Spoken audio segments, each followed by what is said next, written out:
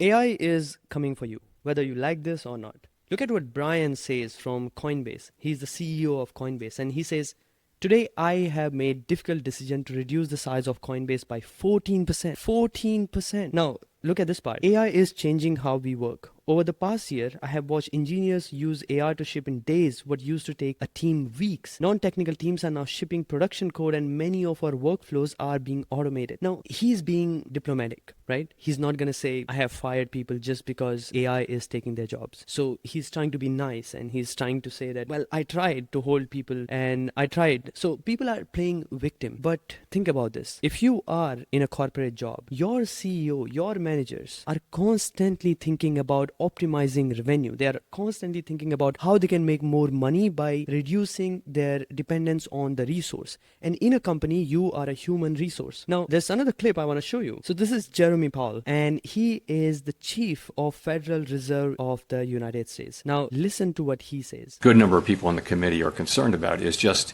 the very, very low level of job creation. You see, this economy is actually growing. If you notice, if you are watching this video at some point, you will notice that the economy is growing and there are stock markets that are hitting all-time high, but there is no net job creation. What has been the trend job creation over the past, let's say, 6 months, if you adjust that for what we think, our staff thinks, is the overstatement due to overcounting, effectively there's zero net job creation in the private sector.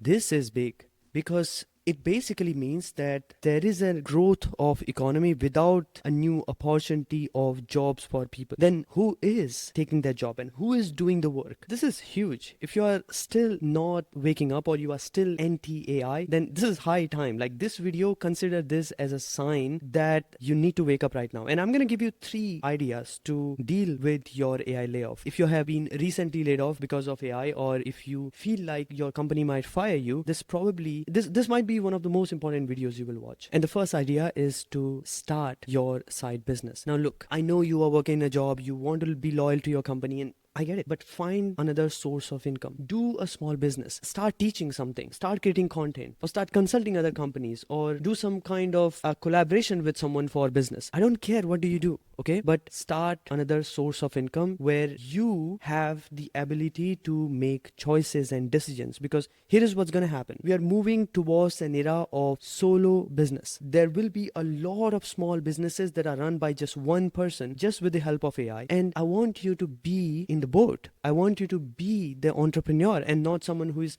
constantly going around looking for a job. You need to be an entrepreneur. And even if you are not doing a business, you still need to think as an entrepreneur. Even in your current company, you need to start coming up with new ideas and you need to engage with AI. So the best solution, the first thing that I'm going to tell you, is to start something of your own where you are the CEO, call it a founder or something. And AI is your co-founder in this game. Okay. So you start a business with AI assistants. And the second, I want you to be pro AI. If you still have any doubts, you are thinking in terms of AI is not good for environment, not good for this and that. Look, all of this universe, it's moving in a direction. And there is no point of trying to be against that flow. We as humanity took a long time to arrive where we are right now. I don't want you to do something illegal and be participating in something unethical, but you still need to understand that you need to learn this technology, especially if you are a good-hearted person. You need to learn this technology so you can use it, and you can use it better than people who do not want to use it for something good. So when you are learning AI for improving little parts of your workspace, for creating something that you love doing, you are in a way contributing to the society. Be pro AI. If you are in a company, then start talking about AI. You need to start talking about this with your colleagues, with your boss, with other people, because look, in the back of your boss mind, they are thinking about firing people because of AI. When you start talking about AI, you kind of become part of the wave. Now, the third thing that I want to tell you, and this is kind of a warning, do not outsource your thinking. Now, let me repeat this again. Do not outsource your thinking, okay? Outsource your image creation, your content creation, research, all kind of bunch of things. And agents will be able to do all these things, but